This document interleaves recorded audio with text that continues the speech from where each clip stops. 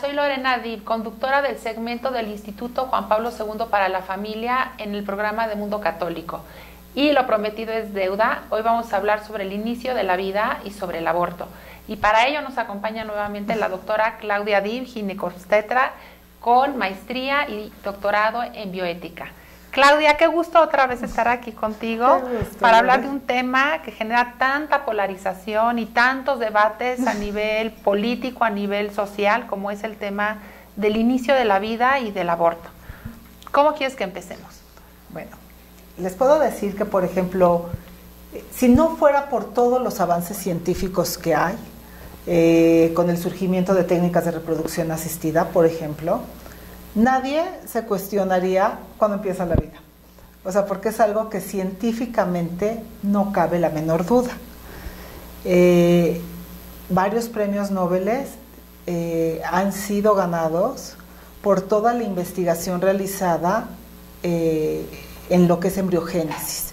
Desde el momento de que se une un óvulo y un espermatozoide, desde ese momento, cómo empieza todo un desarrollo, y que en ese momento empieza la vida.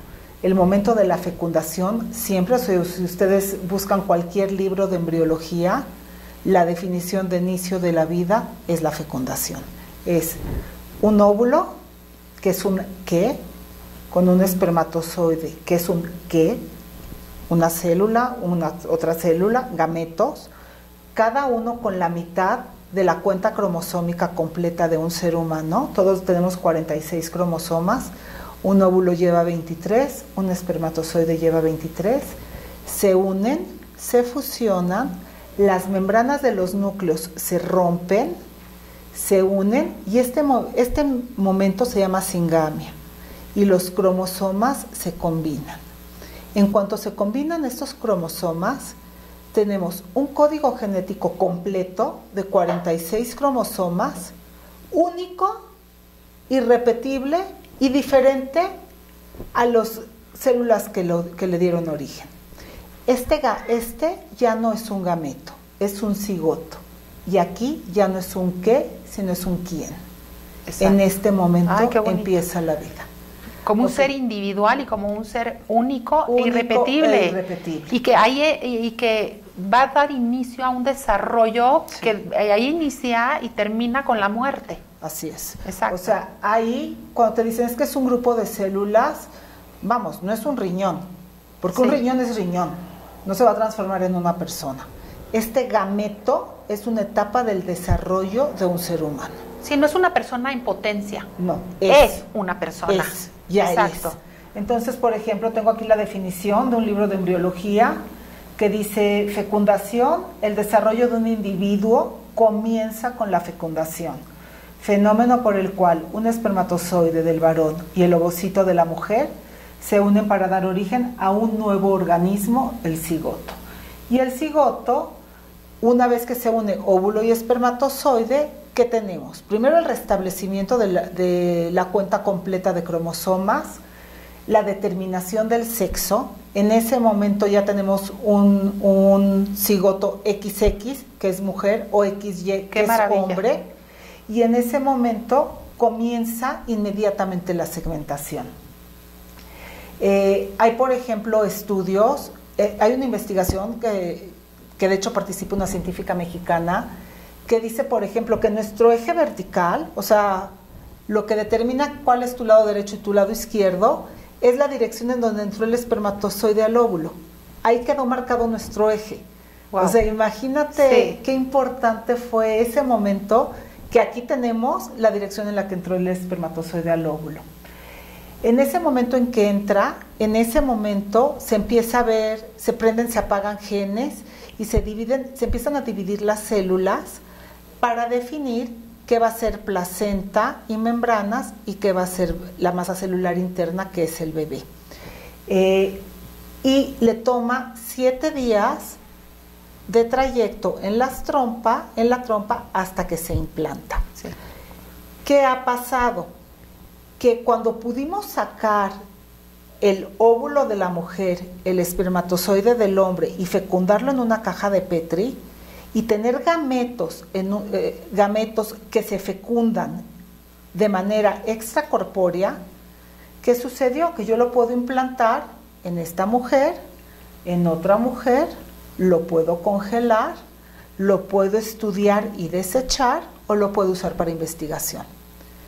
Entonces, como habíamos platicado en el segmento anterior, necesitábamos quitarle el nombre de persona, porque entonces le estoy... Claro. Si lo reconozco como persona... Tiene derechos. Tiene derechos. Así es. Entonces, ¿qué surge? Una palabra que no es científica y que se llama preembrión. Que eso no existe. No existe, científicamente no existe. O sea, si tú te metes no a las páginas normales de Internet, a las páginas científicas de Internet, la palabra preembrión a lo mejor la encuentras 20 veces y embrión la vas a encontrar 20 millones de veces. Exacto. Porque el término científico es embrión, desde el momento de la fecundación.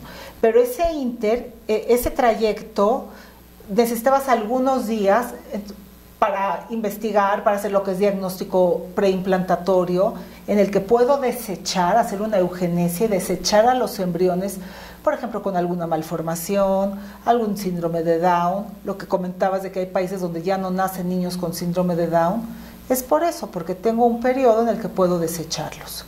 ¿Okay? ¿Y no es más bien un tipo de justificación? No sé, o sea, porque digo, está una comprobación científica. Sí. O sea, yo vuelvo a lo mismo. La gente que le pone preembrión o que le dice saco de células o como tú le quieras llamar, no entiendo por qué lo hacen si hay estudios científicos que avalan que la vida comienza desde el momento de la fecundación. Hay dos tipos de personas que lo dicen. Las personas que lo dicen por ignorancia, la gente que no es científica y que tiene un comportamiento moral que dice, como la ley me lo permite, quiere decir que está bien. Exacto. Como todos los demás lo hacen, quiere decir que está bien. Como no lo veo, pues no es persona. Exacto. Simplemente estoy eliminando algo que no veo, que desconozco. Mientras que el cuerpo científico, tenemos varios premios Nobel que te voy a comentar, que sus investigaciones que ameritaron esos premios Nobel fueron justamente el desarrollo embrionario. Wow. Entonces, te voy a dar, por ejemplo, Jacques Monod, que fue premio Nobel de Fisiología en 1965, decía que todos los seres humanos, al formarse el cigoto, tenían 3 características: teleonomía, morfogénesis autónoma e invariancia reproductiva. Y decía, es absolutamente verdadero que estas propiedades están estrechamente asociadas en todos los seres vivientes. La invariancia genética no se expresa y no se revela más que a través y gracias a la morfogénesis autónoma. ¿Qué quiere decir algo que es teleonómico? Teleonómico es, por ejemplo, si yo digo, yo voy a hacer un pastel, yo hago el pastel. La teleonomía significa que el gameto está destinado a ser un niño o una niña, no la mamá. Exacto. No el papá. Sí. El código genético de este cigoto tiene teleonomía. Depende de él qué va a hacer. O sea, por más que yo sueñe con un niño rubio de ojos azules, lo que diga el cigoto es lo que va a hacer. Eso es teleonomía. Está destinado a hacerse a sí mismo. Yo no lo hago. Wow. Tiene continuidad. No hay una interrupción, no hay saltos. Esa continuidad de manera artificial la puedo interrumpir congelándolo, porque si no lo congelara, continuaría su proceso para pasar de embrión, que es la fase en que se forman los órganos, de organogénesis, a ser un feto y a ser un recién nacido. ¿Y congelar es bioético? No, porque estás congelando a una persona. Así es. Y luego, ¿cuántos embriones congelados se desechan? De hecho, hay muchos países en Europa. En México llevamos más de 30 años de hacer técnicas de reproducción asistida y no hay leyes, no está legislado. Sin embargo, por ejemplo, hay países en Europa donde por ley está prohibida la congelación de embriones. Tú sacas óvulos, sacas espermatozoides, fecundas y lo que fecundas lo implantas. No se congelan. Muy bien. ¿Okay? Y te estoy hablando de países que a lo mejor son utilitaristas, sí, pero previenen eso, o sea, no congelo personas. Es un proceso coordinado, ¿ok? El paso A lleva al B, al C, al D. Es un paso irreversible, o sea, no va para atrás. y tiene gradualidad, está orientado a términos. O sea, la finalidad del cigoto es el desarrollo de, como te digo, de un embrión que se llama organogénesis y luego de un feto. Después, en 1995, otros premios Nobel, Edward Lewis fue galardonado por sus descubrimientos del control genético. ¿Qué genes se prenden, qué genes se apagan dentro del cigoto para desarrollar al embrión? O sea, hay genes que se tienen que apagar para que estas células se conviertan en placenta, estas se conviertan en el embrión, qué parte del embrión, cuáles capas, qué órganos. Eso le ameritó premio Nobel todo lo que es la descripción de la segmentación. En ese mismo año, otras dos personas, una mujer, Christian Nielsen y Eric Biekschatz, se ganan el premio Nobel también por el descubrimiento del control genético en el desarrollo temprano del embrión. Entonces, sus investigaciones, que si buscas por qué se ganaron el premio Nobel, es con la fertilización. Se activa un programa de desarrollo que está comandado por la información genética y epigenética propia de cada especie, y este programa se despliega etapa a etapa de forma continua y solo ser interrumpida con la muerte de ese individuo. Entonces, científicamente está demostrado que en ese momento empieza. Más libros de embriología. El cigoto contiene todas las instrucciones requeridas para el desarrollo de un nuevo ser humano. Todo ser humano comienza como un cigoto, el cual alberga todas las instrucciones necesarias para construir el cuerpo humano, conteniendo alrededor de 100 trillones de células, una hazaña asombrosa. Entonces, no es un tema de dogma de fe. Para nada. Científicamente, sí, la vida empieza en la fecundación.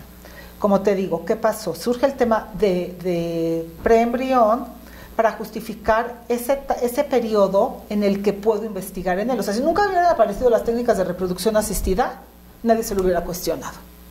Punto. Ahora, por ejemplo, está despenalizado en México. Sí. Pero está despenalizado hasta cierta etapa del embarazo. Sí. ¿Hasta qué etapa? Hasta la semana 12. Pero por eso es lo mismo. O sea, ¿pero por qué hasta la semana 12? Si igual ya es vida. Te voy a decir qué pasa. Que las técnicas para realizar el aborto, ahorita te comento cómo se hace el aborto en la Ciudad de México, por ejemplo. Antes todos los abortos se hacían con legrado. Hoy existen, se llaman abortos químicos, en los que te doy un medicamento. De hecho, fíjate, es increíble, pero en la Ciudad de México, en todo México, tú para comprar un antibiótico requieres receta médica. Para comprar medicamentos que provocan aborto, lo puedes pedir por internet sin ninguna receta médica. ¿Y qué estamos viendo en consulta? O sea, el medicamento que toman, hay mujeres que lo están tomando como método anticonceptivo. ¡Qué horror! Entonces es un bombazo de hormonas, o sea, son niveles de hormona, como una bomba atómica de hormonas, que su efecto a mediano o largo plazo lo desconocemos. O sea, puede tener complicaciones como embolias o como hemorragias. Muchas veces en los servicios de urgencia te llegan mujeres con sangrados abundantes que te dicen, no pasó nada, no sé qué tengo, preguntas detalladamente y simplemente se tomaron las pastillas. Y se las toman de manera tan repetida que están exponiendo su vida por no usar algún otro método o pensando que no pasa nada. Digo, es un grupo de células y no pasa nada, más vale prevenir que lamentar, es la píldora del día siguiente, está disponible, no requiero receta médica, mi amiga es la que se la toma y así se sigue. Pero es una inconsciencia. Quiero pensar que la gente lo hace no con, o sea, por eso quiero tratar este tema, porque sí, no se vale ya sabiendo esto, sí, tomar esas decisiones tan irresponsables. Ahora, ¿qué tipos de aborto hay? Mira, tenemos varios tipos de abortos. Primero, hay dos que son muy importantes. El aborto espontáneo y el aborto provocado. El aborto espontáneo, se dice que la reproducción humana es muy imperfecta. Hasta el 50% de todos los embarazos se pierden en la primera menstruación, se llaman microabortos. Es el típico caso de la señora que está teniendo relaciones, que no está usando un método anticonceptivo, que tiene un atraso de 2 o 3 días en su menstruación y de repente tiene una hemorragia muy fuerte. Si hubiéramos hecho pruebas de embarazo, de las pruebas muy certeras que se están usando actualmente, seguramente estaba embarazada y abortó. hasta el 50% de todos los embarazos se abortan en la primera menstruación. Okay. ¿Y qué se sabe? Que la gran mayoría de los abortos suceden por alteraciones cromosómicas. De manera natural, el cuerpo humano desecha a los embriones que no son compatibles con la vida. Hasta el 80% de los abortos antes de la semana 8 se deben a alguna alteración cromosómica.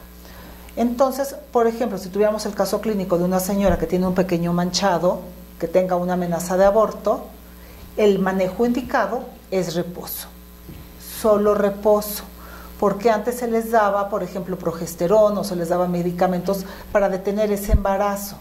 Hoy se sabe que la naturaleza, el cuerpo humano, lo está eliminando de manera natural porque no es compatible con la vida. O sea, si es compatible solito. Si es compatible, con el reposo se vuelve a cicatrizar lo que sangró y el embarazo sigue adelante de manera normal. Okay. Si el bebé viene mal, sin necesidad de hacerle nada, la naturaleza lo va a abortar. Muy bien. ¿Ok? La cromosomopatía es la principal causa de abortos. Y es frecuente. Sí es muy frecuente. Y es frecuente en cualquier embarazo, ya sea el primero, hay gente que es al principio, otros que son en el último en embarazo. Solo ahí hay que tener atención. Una pareja que tiene, lo ideal es que cualquier producto de aborto fuera estudiado genéticamente. No es una realidad, o sea, no se le hacen estudios genéticos habitualmente a todos. Okay. Pero si yo tengo una paciente que ha tenido, por ejemplo, un aborto y me vuelve a abortar, estoy obligada a hacerle estudios genéticos. Okay. Porque quizás lo que necesita esa pareja es, antes de un nuevo embarazo, pedir asesoría genética. A lo mejor la combinación de ese hombre y esa mujer me está desencadenando productos con una alta probabilidad de alteraciones cromosómicas. Entonces, ¿qué tenemos de tipos de aborto? Hay una diferencia en la definición entre aborto legal, el término legal de aborto, y el término científico de aborto. Científicamente, obstétricamente, aborto es la pérdida de un embarazo antes de la semana 20 y con un producto menor de 499 gramos. O sea, son bebés que no pesan medio kilo. ¿Estamos hablando de un aborto inducido o de un aborto espontáneo? Esa es la definición de aborto médico. En medicina, un aborto se define como la pérdida de un embarazo, la interrupción de un embarazo antes de la semana 20 y que el producto pesa menos de 499 gramos. ¿Tú estás de acuerdo con la palabra interrupción? No es interrupción, es la pérdida del producto. Término del embarazo. Se terminó el embarazo, o sea, de alguna manera, sí, porque interrupción suena a que la apague y le vuelvo a prender. No, es la pérdida del embarazo antes de la semana 20. Para términos legales, en la Ciudad de México, por ejemplo, aborto, que está penalizado, es entre la semana 12 y el resto del embarazo. O sea, antes de la semana 12 no lo consideran aborto, cuando médicamente sí lo es. Entonces, el aborto espontáneo se presenta entre el 15 y el 20% de todos los embarazos, ya de manera visible. O sea, no te digo los embarazos, los microabortos, sino después de que pasa la primera menstruación, hasta el 15 al 20% de todos los embarazos se va a perder de manera natural. Entonces, ¿qué tenemos? El síndrome del aborto tiene una secuencia, o sea, tenemos una amenaza de aborto en la que habitualmente tenemos un manchado, a veces un poco de cólico, revisamos a la paciente, el cuello está cerrado y la mando a reposo. Si deja de sangrar, el embarazo continúa normal. El embarazo continúa normal. Si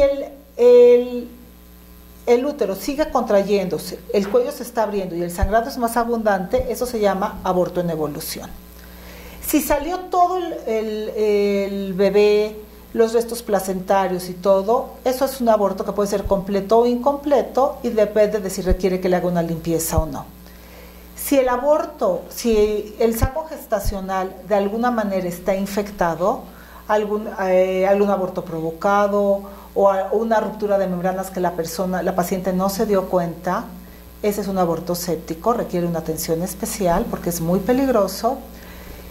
Tenemos abortos que se consideran inevitables, como por ejemplo, la ruptura de membranas del saco amniótico antes de la semana 20 no es compatible con la vida, ¿ok? Fíjate que yo en un trabajo de bioética justo puse un caso así y medio me mataron en clase porque era un caso donde había ruptura de membranas en la semana 14, donde se estaba generando una septicemia y donde una de las posibilidades era tratar a la paciente hasta el final del embarazo con antibiótico. Entonces yo dije, bueno, en este caso el aborto está indicado médicamente hablando, porque no es, o sea, ya con ruptura de membranas no va a haber posibilidad de término, porque además va a haber una septicemia brutal.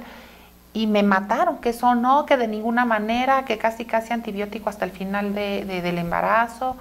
Lo que sea, te voy a decir que ha pasado también, que de alguna manera el embarazo normal siempre se había dividido de la fecundación a la semana 20, todo ese periodo, si el bebé nacía, se consideraba aborto. De la semana 20 a la semana 27 eran inmaduros, no compatibles con la vida, que se iban a morir. De la 27 a la 37 eran prematuros, que tenían riesgos altos, pero muchas posibilidades de sobrevida, y de 37 a 41 eran niños maduros. Sí. ¿Qué pasa? Que ahorita, por ejemplo, dependiendo de las instalaciones hospitalarias, se ha sacado con vida a niños desde la semana 23. Okay. Niños muy pequeños, de 600 gramos. Entonces, te vuelves como muy de, pues por un poquito más, igual se salva. Ojo. Pero una septicemia no te va a aguantar tanto. Una septicemia no. Pues no. Una ruptura muy temprana de membranas, no puedes aguantar el embarazo a largo plazo. Una ruptura de membrana semana 10, semana 12, es un procedimiento indicado de interrupción del embarazo. O sea, la señora va a tener un riesgo muy alto de septicemia, no va a llegar a ese niño a ser viable. Hay que recordar, a veces te dicen, es que el niño ya está grande. No es de tamaño, no es de peso, es de madurez de los órganos. Claro. Okay. El líquido amniótico condiciona como un espacio en que todo se puede desarrollar. Los niños que nacen, por ejemplo, en bolsas con poquito líquido, muchas veces nacen con los dedos pegados, con adherencias en toda la cara. O sea, a esto le podemos llamar aborto terapéutico. O sea, sí existe el aborto terapéutico. Sí. O sea, en tu vida cotidiana, sí, como médico, hay indicaciones de interrumpir el embarazo. Es real, porque yo en mi clase veíamos que eso ya casi no existe. No, sí existe. A nivel médico, siempre hay que pensar que somos médicos y que hay normas oficiales que indican cómo manejar todos los eventos médicos en cualquier especialidad. Y no están basados en ocurrencias, están basados en medicina basada en evidencias, en metaanálisis. O sea, antes se decía, es que hubo 2 casos. Hoy, con internet, puedes revisar cientos de miles de investigaciones en todo el planeta. Entonces tú dices, de 300,000 casos, hoy sabemos que se puede hacer así o asado. Entonces, todos nos tenemos que apegar a lo que es médicamente indicado. Entonces, por ejemplo, yo tengo un paciente, hay aborto, la otra definición de aborto inevitable no solo es ruptura de membranas tempranas, sino un sangrado exagerado, un sangrado importante. En esos casos, tengo que interrumpir el embarazo. Terminar el embarazo. Terminar el embarazo porque la señora puede morir. Entonces, sí es real que pueda morir. Es real que puede morir. O sea, un embarazo extrauterino es entre las 3 primeras causas de mortalidad materna. Mortalidad materna es la muerte que se presenta en una mujer embarazada desde el momento de la gestación hasta los 40 días después del parto. La mortalidad materna, por ejemplo, en estados como Guerrero, Chiapas y Oaxaca, sigue siendo muy alta, arriba de los estándares establecidos a nivel mundial. Entre las 3 principales causas de mortalidad materna, siempre están peleándose el primero y el segundo lugar, hemorragia y preeclampsia, y tercer lugar, infección. Esos 3 lugares siempre se están peleando la cabecera. Y en estos 3 casos, muchas veces estamos en la primera etapa del embarazo en la que tengo que interrumpir el embarazo por salvar la vida de la madre. Ok. Hemorragia, preeclampsia no, porque por preeclampsia es aumento de la presión después de la semana 24. Pero infección y sangrado muchas veces se presentan en esas etapas y debo de ser muy cuidadosa. Ok. ¿Ok? Ese sería un aborto inevitable. Ya estamos llegando al final.